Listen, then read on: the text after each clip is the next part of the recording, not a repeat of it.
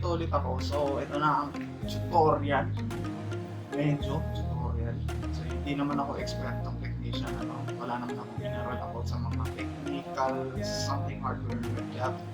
So, napanood ko lang sa YouTube paano gawin itong pagkalas sa ganito. So, please do not try this mga kaibigan.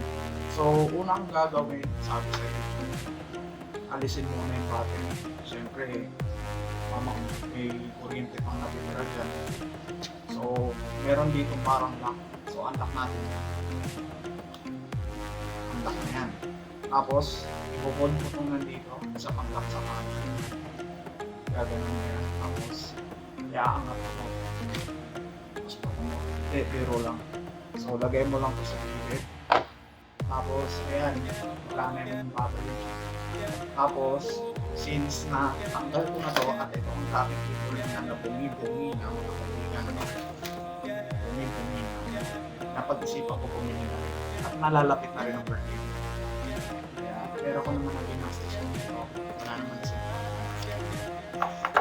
So yan, ito ang aking netbook. Kita nyo naman wala na yung keyboard, inalis ko na. Dati pa, pinag-aralan ko na paano alisin yung nagawa ko na lang. So, this is the installment time.